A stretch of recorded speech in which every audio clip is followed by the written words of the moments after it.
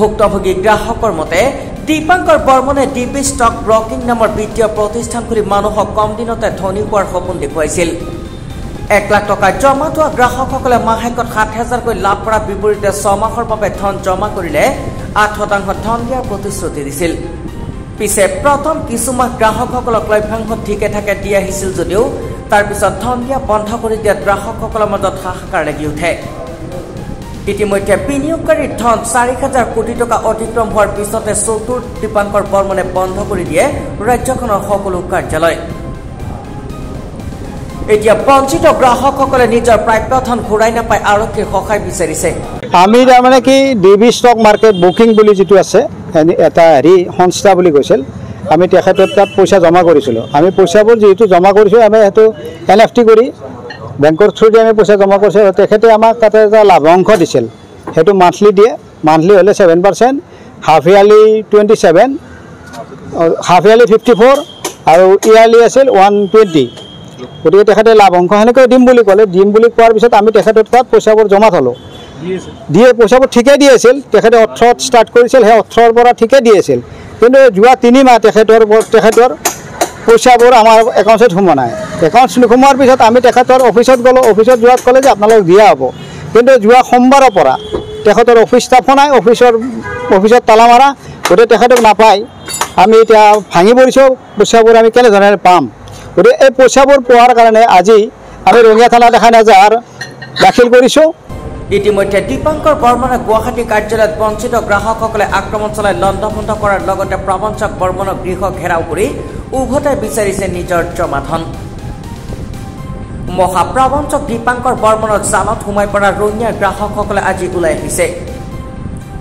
কেৱল মাত্ৰ ৰঙিয়াত আছে দীপাংকৰ বৰ্মনৰ 1,000ৰো অধিক বিনিয়োগকাৰী। এই বিনিয়োগকাৰীসকলৰ পৰা প্ৰায় 100 কোটিৰো অধিক ধন সংগ্ৰহ কৰিছিল দীপাংকৰ বৰ্মনে। ৰঙিয়াত এতিয়াতো থাকা দি বহুত 1000ৰ ওপৰ মানুহ আছে, কিন্তু ইয়াত হয়তো অহা নাই মুখলজ্জাৰ বা কিবাৰ। ৰঙিয়াৰ বুলি যদি কয় আপুনি, ৰঙিয়াত ধৰক অনুমানটো মোটামুটি 100 কোটিৰ ওপৰত যাব, সেইটো অনুমানে ৰঙিয়াত। একাংশ বঞ্চিত বিনিয়োগকাৰী আজি ওলাই আহি দীপাংকৰ বৰ্মন আৰু তেওঁৰ পিতৃ মাতৃৰ বিৰুদ্ধে ৰঙিয়া থানাত এজাহাৰ দাখিল কৰি বঞ্চিত গ্ৰাহক তথা বিনিয়োগকাৰীসকলক ধন উভতাই আনি দিয়াৰ আহ্বান জনাইছে।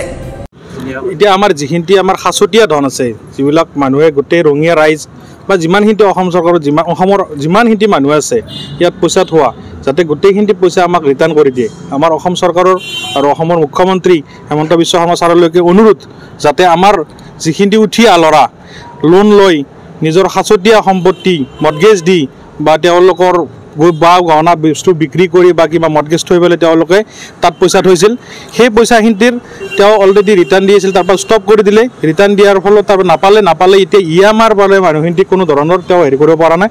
যাতে DGP ছাৰলৈ অনুৰোধ, যাতে অসম চৰকাৰলৈ অনুৰোধ, যাতে আমাক এই পইচাখিনি ৰিটাৰ্ণ পোৱাৰ ব্যৱস্থা, যিটো মূলধন আমাক ৰিটাৰ্ণ দিয়াৰ ব্যৱস্থাটো কৰি দিয়ে। ইফালে ডিবি ষ্টক ব্ৰকিং অৰ্থাৎ দীপাংকৰ বৰ্মন ষ্টক ব্ৰকিং নামৰ বিত্তীয় প্ৰতিষ্ঠান খুলি গ্ৰাহকক সহজতে ধনী হোৱাৰ সপোন দেখুৱাই কিদৰে ধন সংগ্ৰহ কৰিছিল সেই কথা শুনিলে আচৰিত হৈ পৰিব আপুনিও। গুৱাহাটীৰ ৰয়েল গ্লোবেল ইউনিভাৰ্চিটিৰ পৰা MBA ডিগ্ৰীধাৰী দীপাংকৰে নিজৰ খুৰাককো প্ৰবঞ্চনাৰে জালত পেলাইছিল। নিজ খুৰাকক 7% লভ্যাংশ দিয়াৰ প্ৰতিশ্ৰুতিৰে লৈছিল 2 লাখ টকা। নিজৰ খুৰাকৰ 2 লাখ টকাৰ মাত্ৰ 4 মাহ 7% লভ্যাংশ দি বন্ধ কৰি দিয়াক লৈ নিজ খুৰাকৰ পৰিয়ালতে হাহাকাৰময় অৱস্থাৰ সৃষ্টি হৈছে। আপোনালোকৰ সপোন দেখি পাইছিল? সপোন দেখা নাই, আমাৰ যিহেতু দাদাৰে ল'ৰা। নিজৰ দাদাৰ? আপোনাৰ নিজৰ ভতিজা? নল খুলিব 4 মাহত। কিমান দিনত দিম বুলি কৈছিল? কিমান দিন মানে চলি আছিল, ৰানিং চলি আছিল, মাহে পাই আছিল। আপোনাৰ 7,000 মাহত 7,000 কৰিছিল। পেইণ্টিং হৈছে, এতিয়া মাৰা গ'ল। মূলটো যিহেতু চলি থকা নাই, মাৰা যাব। ইতিমধ্যে ডিবি ষ্টক ব্ৰকিং ৰঙিয়া আৰু নলবাৰী বিত্তীয় প্ৰতিষ্ঠানটো বন্ধ কৰি দিয়াত গ্ৰাহকসকলৰ মাজত হাহাকাৰময় অৱস্থাৰ সৃষ্টি হৈছে। News desk report, Assam news.